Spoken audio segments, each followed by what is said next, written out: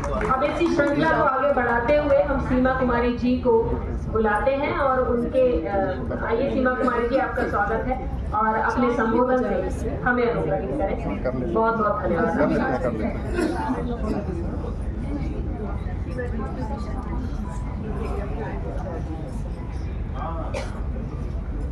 आपको कैमरा का सबको नमस्कार। करिका पाटिल जी के पास मंच पर बैठे सभी अतिथिगण को मेरा सादर नमन।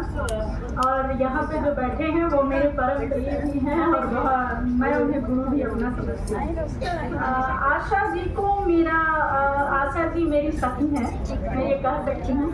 आशा जी पे मेरा बड़ा ही प्यार और स्नेह रहा है शुरू से ही, जब से हम मिले हैं। और बात जहाँ तक ये मेरे लिए अत्यंत हर्ष की बात है, इसलिए भी क्योंकि मैंने पढ़ा है कि सभा सरस्वती नमः, मैंने पढ़ा है, मैंने सुना भी है, लेकिन आज पहली बार देख रही हूँ कि सही में इस सभा में पूरी तरह यह परिभाषित करता है इस पंक्ति को कि हर व्यक्ति जो यहाँ पे बैठा हुआ है वो सरस्वती का ही रूप है, चाहे वो लेखनी से हो या फिर उनकी श्रवण कला से हो। कहा भी जाता है कि इतना जितनी बड़ी कला है, सुनना उससे भी ज़्यादा बड़ी कला है।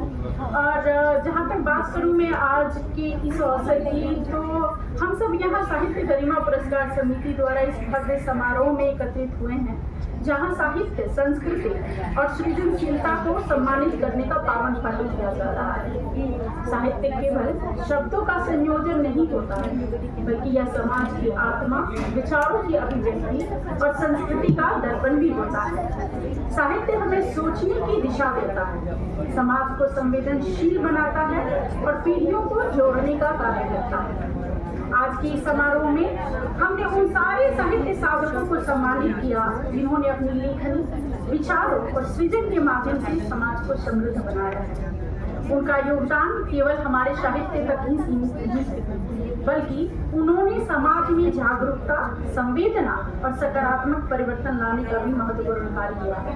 जैसा कि अभी हमसे पहले बोलने वाले हमारे विद्वज्जन और हमारे कवि जो हैं और जो लिटरेचर ऐसा माना जाता है कि एक नेता का स्वरूप देते हैं लिटरेचर के क्षेत्र में, हमारे ऋषभ देव जी भी बैठे हैं और हमारे जो सर ने अभी नरसिम्हा राव सर जी ने बोला कि जहाँ न जाए रवि वहाँ जाए कवि, तो उस बात से मैं पूरी तरह सानिध्य रखती हूँ, क्योंकि मुझे लगता है लेखनी एक ऐसी कला है जहाँ पे आप अपने भाव के प्रत्येक क्षण को, प्रत्येक भाव का जो प्रत्येक जिसे हम बोलते हैं कि जो प्रत्येक चीज वो क्षण क्षण की जो हमारी भावनाएं, संवेदनाएं होती हैं, उनको हम लिख पाते हैं और उनको हम बोल पाते हैं। तो लेखनी एक बड़ी ही ताकतवर माध्यम रही है शुरू से ही, चाहे हम अपनी स्वतंत्रता से पहले की बात कर लें और चाहे यह आज आधुनिक परिप्रेक्ष्य में जब समाज बदला है, लोग बदले हैं, उनकी भावनाएं बदली हैं, लेखनी ने हर बार जो है वो दिशा मार्गदर्शन का काम किया है और मुझे लगता है आने वाले कल में भी वो करती ही रहेगी। और 21वीं शताब्दी में जहाँ हम जिन जी को परिभाषित कर रहे हैं, उनके लोगों के समक्ष जा रहे हैं, तो मुझे लगता है अभी तो लेखनी की जो वो है महत्ता है वो और भी बढ़ जाती है। तो मैं यहाँ पे सभी जो महानुभावों की उपस्थिति है इस कार्यक्रम को और भी गरिमामय बना रही है और आप सभी का हृदय से स्वागत और अभिनंदन है। वो इसलिए भी है क्योंकि जिन लोगों के साथ मैंने मंच मैंने शेयर किया है, मुझे लगता है वो लोग जो हैं वो पूजनीय भी हैं मेरे लिए और मेरे लिए मार्गदर्शन का भी काम कर रहे हैं।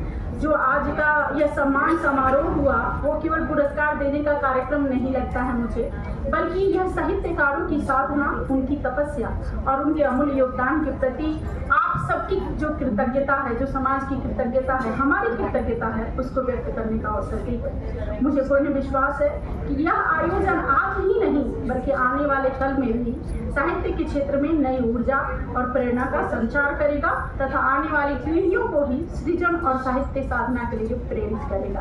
क्योंकि मैं आकाशवाणी से हूँ तो मुझे ऐसा लगता है कि माइक छोड़ना मेरी कमजोरी है, नहीं मैं छोड़ नहीं पाती हूँ। तो इसके लिए आप सबसे निवेदन करती हूँ कि अगर मैंने थोड़ा समय ज़्यादा लिया तो मुझे क्षमा करिएगा। और अंत में मैं साहित्य गरिमा पुरस्कार समिति, कादम्बिनी क्लब हैदराबाद और authors guild of India Hyderabad chapter को इस सुंदर और सार्थक आयोजन के लिए हार्दिक बधाई देती हूँ। धन्यवाद।